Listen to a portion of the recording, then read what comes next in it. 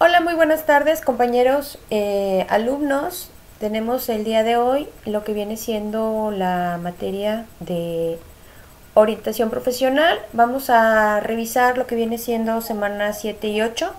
Recuerden que en esta nueva modalidad de formato virtual es muy importante que ustedes también tengan a la mano la presentación que les estoy dando a conocer en estos momentos y que juntos vamos a revisar. En orientación profesional vamos a recorrer de alguna manera los momentos en los que ustedes han estado presentes relacionados con los temas más importantes que hemos visto a lo largo de estas 6 semanas. Vamos a entrar a la semana 7 y 8 que corre en esta semana de calendario y que de alguna manera ustedes ya han visto temas muy importantes como lo que tiene que ver los temas que tienen fuerza en cuanto a la adolescencia, desde embarazos en adolescentes, el manejo de otro tipo de problemas y espacios o escenarios de alto riesgo, y precisamente sobre estos temas que antes habíamos visto para qué o qué calidades o funciones tiene un orientador profesional, pues más que nada es llevarlos de la mano en relación a qué hacer en el momento en el que ustedes ya tienen decidido qué es lo que van a estudiar, qué es lo que van a hacer, a qué se van a dedicar y más que nada cómo van a manejar su tiempo a partir de que ustedes egresen de la preparatoria. Vimos, por ejemplo, las funciones del orientador profesional, que debe ser una persona bien preparada, que debe tener sobre todo un perfil de pedagogo, de psicólogo, que debe saber escuchar. Además vimos los trastornos que son más característicos, que son los trastornos emocionales como depresión, ansiedad, también vimos estrés. Todo este tipo de elementos para ustedes son muy importantes porque de alguna manera cuando ustedes salgan de la institución van a enfrentarse a otro campo que en este caso sería el campo laboral. Bueno, vamos a revisar lo que viene siendo la semana 7 y 8 aquí en la materia de orientación profesional. ¿Qué es la delincuencia juvenil?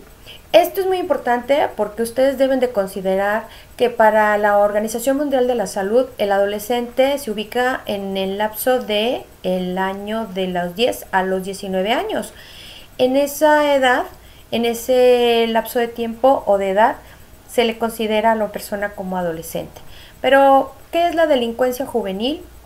¿Cuál es el concepto, sus teorías y cuáles son los factores de riesgo? Es el tema que vamos a revisar el día de hoy juntos. La delincuencia juvenil es, por definición, son los delitos cometidos por menores de edad. Esto significa que no precisamente es cualquier persona que cometa o delinca, sino aquella persona que se encuentre dentro del rango de edad que les acabo de mencionar, de los 10 a los 19 años, pero por supuesto que aquí en México la mayoría de edad empieza a los 18, entonces antes de los 18 años es una persona menor de edad. Entonces la delincuencia juvenil son los delitos cometidos por menores de edad. Esa sería su definición, pero también existen teorías de la delincuencia juvenil. Se ha hablado mucho de por qué delinquen los jóvenes, en base a qué es lo que los motiva, qué es lo que hacen, qué es lo que para ellos representa un reto o un desafío. Cuando son jóvenes buscan siempre el desafío, el establecer retos, el manejarse de alguna manera como grupos, el ser gregarios desde la época de las cavernas, buscan una identidad. Por lo tanto, varios de los estudiosos y los teóricos han establecido de alguna manera un marco de referencia en cuanto a cómo abordar la delincuencia juvenil. También les quiero decir que la delincuencia juvenil ha sido un fenómeno social que se ha ido estudiando poco a poco, pero que ha ido evolucionando en cuanto a los elementos que lo componen. En los años 80 los delincuentes juveniles eran tratados con mucha discriminación. Por ejemplo, en Estados Unidos, en los 70s y 80s, si veían a un grupo de personas de color negro, de raza negra, para ellos, aunque no estuvieran haciendo absolutamente nada, ya eran delincuentes, simplemente por el color de su piel. Entonces había muchos estereotipos, estigmas más que nada, de cómo mencionar o cómo ver al delincuente, y en función de eso trabajaban el manejo de las personas. Esto es muy lamentable porque poco a poco se ha ido trabajando para que no por cuestión de racismo o de discriminación de cualquier tipo se tipifique a una persona o se establezca que esa persona está delinquiendo. Simplemente tiene que haber una causa probable y sobre todo pues a que haya pruebas de que esa persona estaba cometiendo un delito. Pero como les comento, en los años 80 era muy común, en los años 70 en Estados Unidos, que de alguna manera las personas que tenían su piel negra o era raza negra, pues ellos ya estaban convertidos inmediatamente o de manera por default ya eran delincuentes. Incluso en los años 70 hubo un movimiento que se llamaba el Black Power.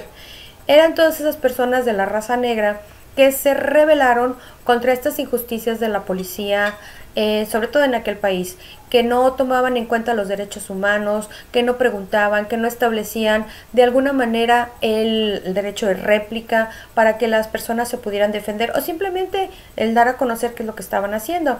Este tipo de movimientos que eran subversivos y que retaban a la autoridad, pues era una manera de reconocer que algo malo se estaba haciendo. Por ello, es muy importante el saber cuáles son estas teorías que nos hablan de la delincuencia juvenil. Bueno, tenemos dos. Tenemos la teoría del etiquetado y la teoría de la asociación diferenciada.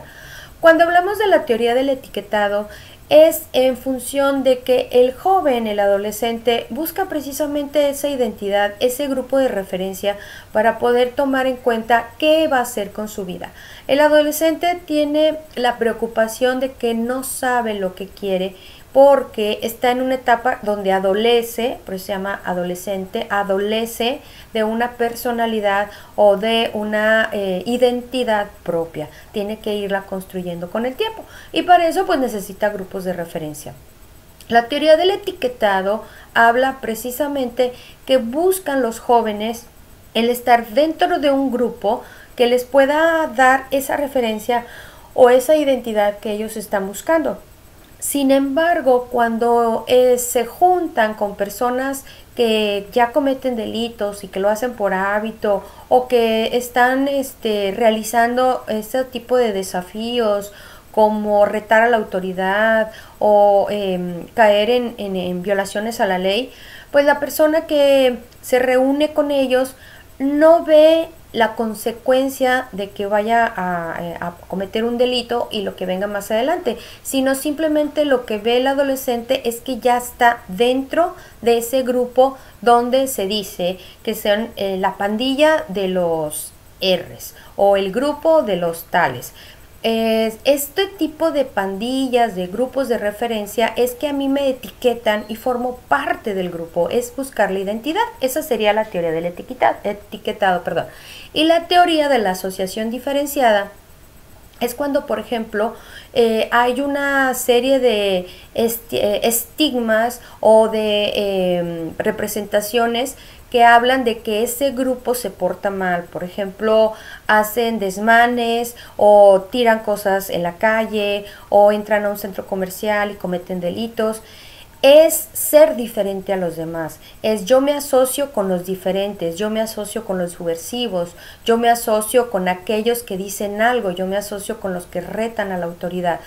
Esa asociación diferenciada, que es una teoría, es la que de alguna manera explica por qué las personas buscan a aquellas que están trabajando en función de ir contra lo establecido, en contra de las normas, en contra incluso de los mismos valores. Pero el joven, como está buscando una identidad, pues busca ser diferente, porque de alguna manera pues no le gusta ser igual a los demás. Tiene que ser una persona que el adolescente busca ser único e irrepetible, por eso su asociación es diferenciada, porque él sabe que de alguna manera esa persona o ese grupo de referencia le va a dar aquella punto donde lo diferencia del resto de las personas. Sin embargo, el cometer delitos sí diferencia a las personas, pero las consecuencias pues son ir a la cárcel, pagar una condena o simplemente perder la libertad desde que es muy joven. Entonces, ya decíamos, la teoría de la asociación diferenciada se trabaja mucho en función de lo que es yo busco ser diferente, yo busco tener un soporte de identidad porque me hace falta buscar con quién asociarme, porque eso es lo que busca el joven cuando es menor de edad, busca tener un marco de referencia. Pero a veces las malas compañías crean esa asociación diferenciada, pero como son malas compañías, como bien lo dice su nombre, pues están creando una serie de sinergias que son negativas. El joven tiende a creer que eso es lo importante para él porque pues le está creando una adrenalina constante porque está haciendo cosas que no debiera. Y bueno, ya decíamos que la teoría del etiquetado es, sí, todos somos malos, todos somos delincuentes, pero todos somos diferentes. La delincuencia como un fenómeno masculino hay que verlo desde una perspectiva de género. Esto significa, jóvenes, que en el punto 01 dice que el crimen juvenil cometido por hombres es mayor que el cometido por mujeres, y estadísticamente así ha sido.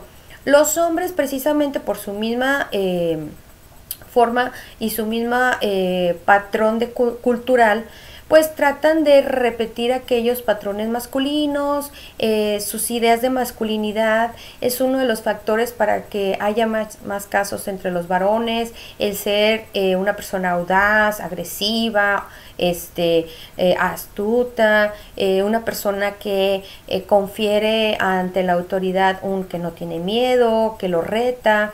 Todas esas ideas de la masculinidad pues hacen que el hombre, en este caso, sea más hacia el crimen juvenil, hacia el lado masculino. Sin embargo, también hay mujeres que cometen delitos.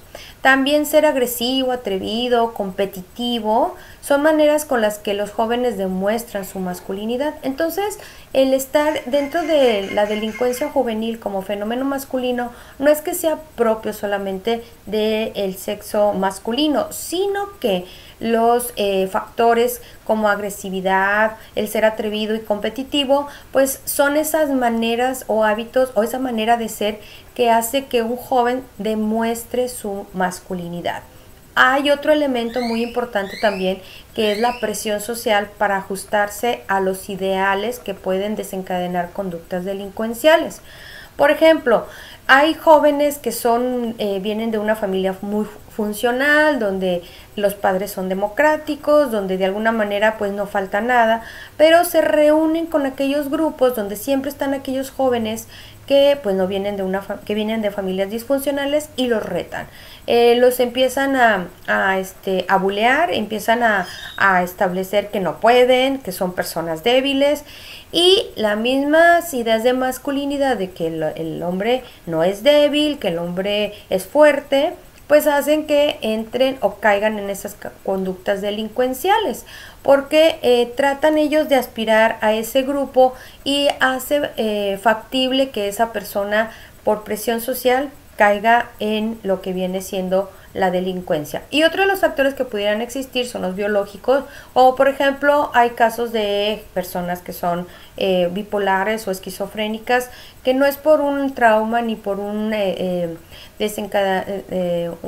encadenamiento desde las primeras etapas en la infancia o por algún trauma, sino que fisiológicamente o neurofisiológicamente puede existir por ahí algún asunto que desencadena ese tipo de conductas. ¿Cuáles serían los factores de riesgo individuales? Bueno, hay un comportamiento violento habitual. Cuando nosotros tratamos de reconocer o perfilar cómo es un joven que tiene ese perfil o esa conducta de riesgo donde puede caer en estos grupos delincuenciales, es porque su comportamiento es violento habitualmente. Otro de los factores es que tiene crueldad hacia los animales. Esto es muy típico de los psicópatas, de los sociópatas, que desde muy niños, desde muy jovencitos, lastiman, violentan a los animales. También hay que observar que este tipo de comportamientos que tienen un riesgo individual es cuando participan en cultos o en pandillas. Aquí es muy importante resaltar que cuando existe la participación en cultos, hay toda una serie de elementos integrales. Por ejemplo, a lo mejor ese joven pues no tiene la atención de sus padres, no sabe el padre o la madre lo que está viendo en internet, a lo mejor es una persona muy introvertida, se aísla o precisamente porque no tiene el marco de referencia de la comunicación con sus padres, que sea en una vía más directa, una vía más más de ida y vuelta, pues él busca con quién comunicarse, él busca que sea tomado en cuenta. Cuando participan en cultos o en pandillas, todos son importantes.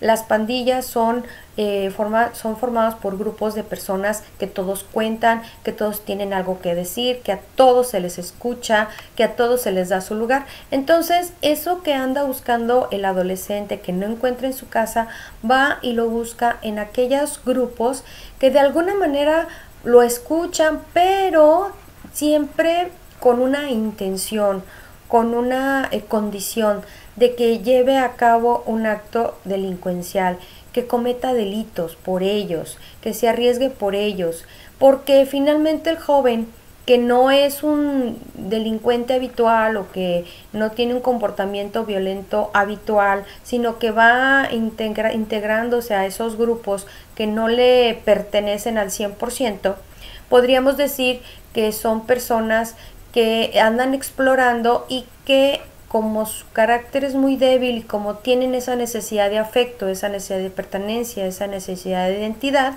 pues estos grupos aprovechan la vulnerabilidad de estos adolescentes y los integran al grupo, en este caso a las pandillas. Bueno, entonces esta semana de lo que viene siendo orientación profesional, lo que vemos aquí es lo que son las teorías de la delincuencia juvenil y sobre todo lo más importante, el conocer cuáles son los factores de riesgo. Así pues cerramos lo que viene siendo semanas 7 y 8. Les solicito que para esta semana cerrar con un trabajo donde ustedes van a traer un ensayo con toda la rúbrica que ya saben, en Word con Arial 12, donde ustedes van a trabajar un ensayo sobre la delincuencia juvenil en el siglo XXI, en la época en la que ustedes están viviendo. Cualquier duda, cualquier pregunta, háganmela saber a través del foro de dudas y nos vemos en la siguiente clase. Hasta luego.